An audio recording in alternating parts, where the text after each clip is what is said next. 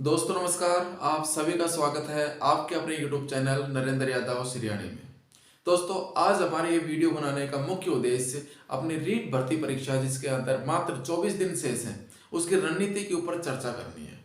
देखो, लंबे समय से आप तैयारी कर रहे हो, कोई साथी 6 महीने से, कोई 1 साल से, कोई 2 साल से तैयारी के अंदर लगा हुआ है और पहले हम बहुत जी जान से तैयारी करते हैं, बहुत गहराई से हम तैयारी करते हैं। लेकिन ये जो लास्ट टाइम है 20 दिन, 25 दिन, 1 महीना, ये टाइम बहुत ही कीमती टाइम होता है, बहुत ही वैल्यूएबल टाइम है। अगर इस टाइम के अंदर हमारा मैनेजमेंट है वो अगर हमारा गड़बड़ा जाता है तो निश्चित रूप से इसका असर है वो पूरी तैयारी के ऊपर हमारा पड़ता है। जिस प्रकार से हम फसल उत्पादन करते हैं पूरी साल भर, उसकी निराई में, उसकी गुड़ाई में और उसके बीजारोपण में हम बहुत मेहनत करते हैं, बहुत उसके ऊपर निवेश करते हैं, बहुत मेहनत करते हैं, बहुत ध्यान देते हैं। लेकिन अगर लास्ट टाइम के अंदर मान लो ओलावृष्टि हो गई या कोई दूसरी प्राकृतिक आपदा आ गई तो हमारी पूरे साल भर की मेहनत है वो पूरी चौपट हो जाती है। ठीक उसी प्रकार से हमने पहले बहुत अच्छे से मेहनत की, बहुत गहराई से हमने मेहनत की, लेकिन अगर हमारा टाइम मैनेजमेंट लास्ट टाइम के अंदर आके गड़बड़ा जाता है, क्योंकि अक्सर ऐसा ही होता है जब हम अपने लक्ष्य के बिल्कुल पास होते हैं तो हम अक्सर हमारे पैर है वो डगमगा जाते हैं। वो चाहे प्रेशर मान लो एग्जाम का या कोई दूसरा कारण मान लो। एग्जाम में अक्सर क्या होता है कि एग्जाम के अंदर हमारे वही पर्सन सही होते हैं जो या तो हमारे रटे रटाए होते हैं, जो हमारे बहुत अच्छी तैयारी कॉमन पर्सन होते हैं, और या फिर जो लास्ट के 20 से 25 दिन के अंदर हम जो मैटर देख के जाते हैं वो मैटर सही होता है। अगर कोई मैटर आपने पहले बहुत गहराई से तैयार कर रखा है लेकिन 2 से 3 बार ही उसका रिवीजन हुआ है, वो मैटर हमारा एग्जाम के अंदर उसको हम माइंड के अंदर रिवाइंड करने के अंदर सफल नहीं होते हैं और फिर हम एग्जाम हॉल से बाहर आके यही बोलते हैं कि 2 ऑप्शन तो मैंने अलग कर लिए थे लेकिन 2 ऑप्शन के अंदर कंफ्यूजन हो गया और मेरे उत्तर गलत हो गए, आते आते गलत हो गए। ये जवाब आने का मुख्य कारण यही है कि लास्ट टाइम के अंदर हमारी रणनीति सही नहीं होना, या फिर ये कारण हो सकता है कि पहले हम बहुत ज्यादा गहराई में डूब जाते हैं लेकिन उसका जितनी बार रिवीजन होना चाहिए उतनी बार रिवीजन नहीं हो पाता है। तो उसके ऊपर आज हम चर्चा करते हैं कि हमें क्या करना चाहिए, कैसे करना चाहिए। सबसे पहले तो आप कॉपी पेन लेके बैठो। सबसे पहले आप पूरे अपने सिलेबस को 2 भागों में बांट लो। L1 के लिए भी बात करेंगे, L2 के लिए भी बात करेंगे। सबसे पहले हम L2 के बारे में बात करते हैं। सबसे पहले अपन पूरे सिलेबस को कुछ भागों के अंदर डिवाइड कर लेते हैं। नंबर 1 राजस्थान का भूगोल, नंबर 2 राजस्थान का इतिहास कला संस्कृति, नंबर 3 राजस्थान का सामान्य ज्ञान, नंबर 4 शैक्षिक परिदृश्य प्लस में आईसीटी। एक पार्ट बना लो आप शिक्षा मनोविज्ञान और शिक्षण विधियों का, ठीक है, और एक पार्ट बना लो आप करंट अफेयर्स का, और एक पार्ट बना लो अपने सब्जेक्ट का। इतने पार्ट आप पहले नोट कर लो कॉपी के अंदर। अब अपने को करना क्या है, दिन बचे अपने पास में 24, ठीक है। सबसे पहले हमें 5-5 दिन के 3 पार्ट के अंदर पूरे सिलेबस को अपने को बांटना है, यानी 5 दिन का अपने को शेड्यूल बनाना है, 5 या 15। उसके बाद में जो 9 दिन बचे उसके अंदर फिर मैं आपको बताऊंगा। पहले 5-5 दिन के 3 पार्ट बना लो, ठीक है। 5 दिन के पार्ट के अंदर जो मैंने ये आपको पार्ट बताए हैं, राजस्थान का भूगोल, राजस्थान इतिहास कला संस्कृति, राजस्थान सामान्य ज्ञान, शैक्षिक परिदृश्य व ICT, current affairs, psychology plus में टीचिंग मेथड, इनको अपन पूरे सिलेबस को इनको 3-3 पार्ट के अंदर डिवाइड कर लेंगे। जैसे राजस्थान का भूगोल है उसको भी हम 3 भागों के अंदर बांट लेते हैं।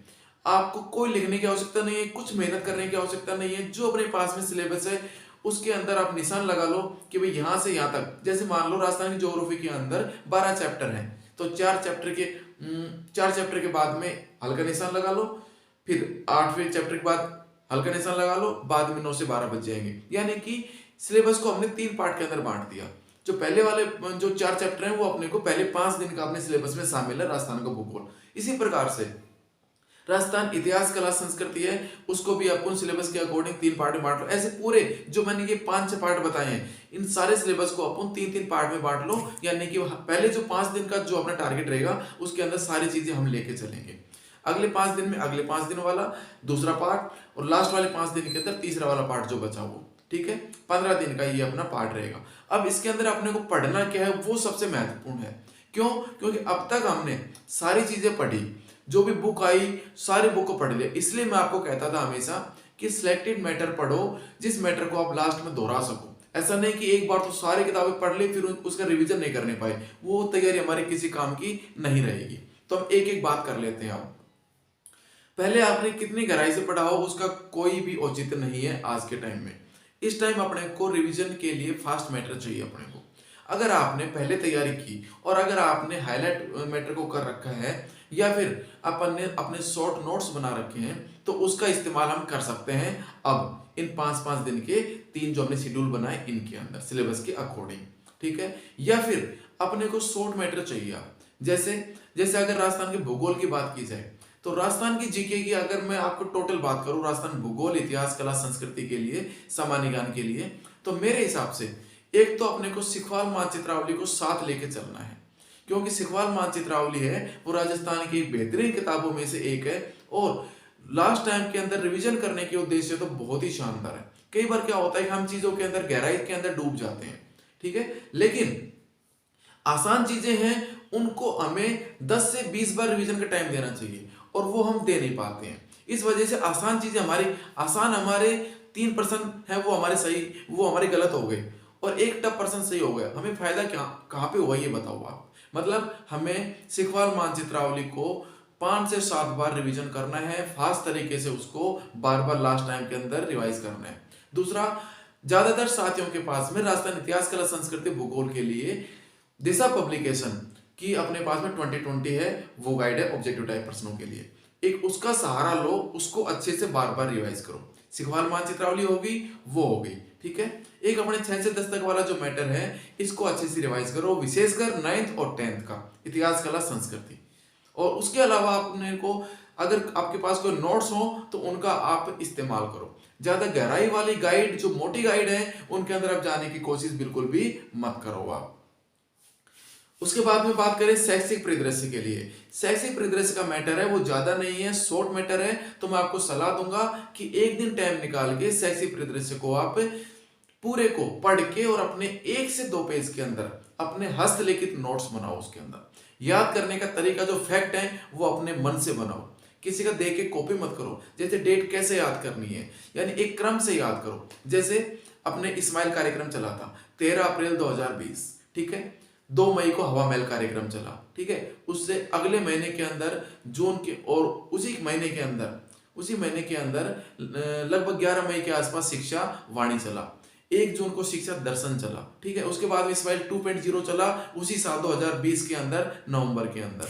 2021 के अंदर 21 जून को अपना चला था इस्माइल 3.0। ऐसे अपने को एक क्रम से याद करना पड़ेगा, ठीक है। ऐसे जैसे एक एग्जांपल और दूं मैं, इस प्रकार से हम नोट्स बनाओ। जैसे राइस का है, राइस 2017 में नहीं सॉरी सबसे पहले दीक्षा 2017 में, दीक्षा राइस 2018 के अंदर, निष्ठा 2019 के अंदर और निष्ठा को ऑनलाइन किया दीक्षा के साथ में जोड़ा 2020 के अंदर। तो इस प्रकार से एक क्रम से अपने को याद करना पड़ेगा। अपने खुद की मेहनत करके 1 या 2 पेज के नोट्स बनाओ और वही तैयारी आपके एग्जाम के अंदर काम में आएगी। और रही बात करंट अफेयर्स की, दिसंबर तक के जो वार्षिकांक आ रहे हैं उनको अच्छे से रोजाना 5-5, 7-7 पेज का टाइम शेड्यूल बनाओ कि 5 पेज मेरे को या 7 पेज मेरे को रोजाना पढ़ना है। और साथ में अभी जो करंट आ रही है जो किसी YouTube चैनल से या फिर किसी टेलीग्राम आप ग्रुप से जुड़े हुए हो वहां से आप डेली का तैयार करो। अब करंट पढ़ने का मैं आपको तरीका बता देता हूं। एक बार थ्योरी के रूप में स्पीड से पढ़ो और उसमें से जो महत्वपूर्ण फैक्ट है प्रश्न और आंसर में उसके नीचे अंडरलाइन करो या हाईलाइट करो। मतलब कि अपने को किसी शब्द के साथ में रिलेट करते हुए करंट को याद करो और जब दोबारा रिवीजन करो अपने को लाइन नहीं पढ़नी, अपने को प्रश्न नहीं पढ़ना, प्रश्न का एक शब्द पढ़ना है, आंसर का एक शब्द के साथ जो अपने रिलेट किया उसको पढ़ना है। ये फास्ट तरीका होता है करंट अफेयर्स को याद करने का। तो ये तो बात हो गई अपनी ये जो अपना पूरा सिलेबस है इसको विभिन्न भागों में बांटने की। इसी प्रकार से जैसे 15 दिन का हो जाएगा, जैसे मैंने आपको 5-6 पार्ट बताए थे, इनको 3-3 भागों में बांट लो। 5-5 दिन के अंदर पहले पार्ट को शामिल कर लो। समझ में नहीं आया हो तो टेलीग्राम के ऊपर आपको चर्चा कर लेंगे लाइव के अंदर इस बारे में। दूसरी बात, उसके बाद में 9 दिन बचेंगे अपने पास में। उन 9 दिन के अंदर अपने को फास्ट तरीके से एक बार फिर दोबारा से अपने को रिवाइज करना पड़ेगा। 5 दिन का एक शेड्यूल बनाओ कि 5 दिन के अंदर अपने को पूरा सिलेबस है वो आंखों के सामने से निकालना है। और देखो मैं हमेशा से कहता आया हूं लास्ट टाइम के अंदर चीज को मुंह से नहीं बोलते हैं, आंखों से पढ़ते हैं। केवल जो महत्वपूर्ण जो फैक्ट हैं जो अपन अंडरलाइन कर रखे हैं उनके ऊपर अपनी नजर जानी चाहिए। गहराई वाले मैटर से बचो। शॉर्ट जो मैटर अपन ने तैयार कर रखा है या जो शॉर्ट नोट्स टाइप में अपने पास जो बुक्स हैं उनका इस्तेमाल करो ज्यादा से ज्यादा, यानी कि लास्ट टाइम के अंदर रिवीजन है वो काम में आता है हमेशा, ठीक है। और उसके बाद में लास्ट के 4 दिन के अंदर फिर दोबारा से आप सारी चीज को फिर दोबारा से रिवाइज करो, यानी कि इन 24 दिन के अंदर भी पूरा सिलेबस अपना 3 बार कवर होना चाहिए। और मैं आपको सलाह दूंगा थ्योरी की बजाय इस टाइम ऑब्जेक्टिव टाइप जो पर्सन बैंक है उसके भरोसे रहो, आप उसके माध्यम से आप तैयारी करो तो ज्यादा अच्छा रहेगा। साथ में सिकवाल मानचित्रावली जैसी या फिर शैक्षिक परिदृश्य के बहुत सारे नोट्स आ रहे हैं उनकी आप हेल्प लो ताकि कम टाइम के अंदर आप चीजों को ज्यादा से ज्यादा रिवाइज कर सको। L1 की बात की जाए तो L1 के अंदर एक तो अपना राजस्थान का तो आप इसी हिसाब से बना लो, अपना सब्जेक्ट का है उसको आप ऐसा बना लो कि उसको भी इसी हिसाब से, यानी कि जो अपने 5 सब्जेक्ट हैं उनको अपन पहले 5 दिन के अंदर एक सब्जेक्ट ले लो, दूसरे 5 दिन में एक में 2 ले लो, एक में 2 सब्जेक्ट ले लो, बाकी अपना पूरा शेड्यूल सेम टू सेम इसी प्रकार से बना लो। राजस्थान इतिहास कला संस्कृति का एक पार्ट बना लो, ज्योग्राफी का एक बना लो और जो अपने टीचिंग मेथड और साइको है उसका एक पार्ट बना लो। 3 भागों में बांट के 5-5 दिन के शेड्यूल में शामिल करके और उसको तैयार करो अच्छे से। डिमोटिवेट नहीं होना है किसी भी हालत के अंदर। एक मैं आपको महत्वपूर्ण बात बताने जा रहा हूं, आज के दिन बच्चे हैं सर्वाधिक जो उनका कंफ्यूजन है, बहुत ज्यादा डिमोटिवेट हो रहे हैं और डिमोटिवेट हो रहे हैं जो अपने ये वर्तमान के अंदर जो अपने शिक्षा को धंधा बना रखा है, मैं बिल्कुल सीधा बोल रहा हूं, मैं जो ये टेस्ट सीरीज वगैरह चला रखी हैं और ऑफलाइन और ऑनलाइन, ये इनसे बच्चे बहुत डिमोटिवेट हो रहे हैं। बच्चे कह रहे हैं कि सर हमारे स्कोर नहीं बन रहे हैं। स्कोर बनेगा कहां से? वो टेस्ट सीरीज को इतना टफ लेवल का उन्होंने बना रखा है कि बच्चा डिमोटिवेट हो रहा है। बच्चा सोच रहा है कि हमारा स्कोर नहीं आ पा रहा, जबकि वो खुद मेहनत नहीं कर रहे, पता नहीं कहां किस लेवल के पर्सन डाल रहे हैं, खुद मेरे समझ में नहीं आ रहा। आखिर वो करना क्या चाहते हैं, कहना क्या चाहते हैं कि हमारे टेस्ट सीरीज के अंदर सबसे स्टैंडर्ड के पर्सन है, या फिर जो सेकंड ग्रेड के बनाए बहुत सारे टेस्ट सीरीज ऐसी हैं सेकंड ग्रेड के जो उन्होंने बनाए सेम टू सेम इसमें रीट वाले लेवल में डाल दिए। अरे भाई लेवल तो देखो, ये रीट की भर्ती हो रही है, वो सेकंड ग्रेड की भर्ती थी, लेकिन किसी को बच्चों के मूड से कोई मतलब नहीं है, वो डिमोटिवेट हो रहे हैं, कुछ भी हो रहे हैं, कोई मतलब नहीं है किसी को। मैं आपको आज एक ही सलाह दे रहा हूं, मॉडल टेस्ट पेपर भूल जाओ, टेस्ट सीरीज भूल जाओ। इन चीजों से आपको फायदा क्या होता है एक बात बताऊंगा। मेरे हिसाब से इन चीजों का कोई मतलब नहीं है अपनी यहाँ की तैयारी में। मॉडल टेस्ट पेपर का अभ्यास वहां पर किया जाता है जहां पर हमें टाइम मैनेजमेंट देखना पड़ता है। अपने यहाँ तो टाइम की कोई प्रॉब्लम ही नहीं है।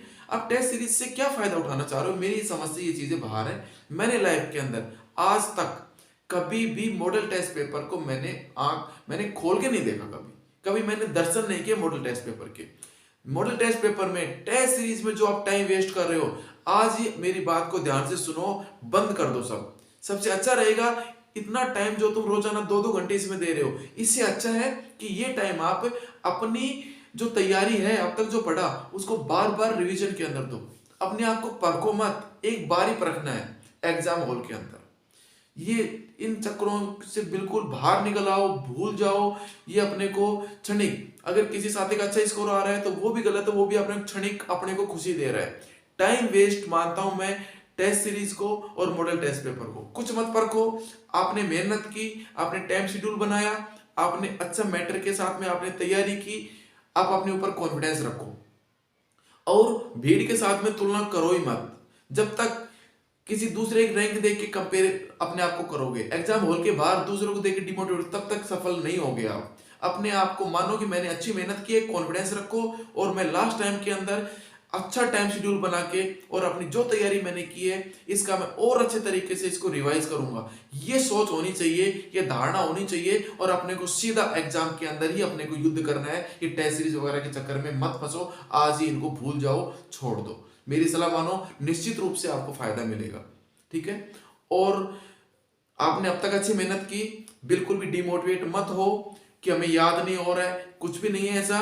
ज्यादा से ज्यादा कोशिश करो कि जो चीजें आपको अब तक याद, नई चीजें याद करने की कोशिश मत करो। जो चीज अब तक याद है उनको अच्छा करने की कोशिश करो, उनको टेबल के रूप में याद करो। जैसे मान लो दुर्ग महल है, अब दुर्ग महल की गहराई से पढ़ने की बजाय उनके बार बार 5 से 6 बार उनकी टेबल याद करो।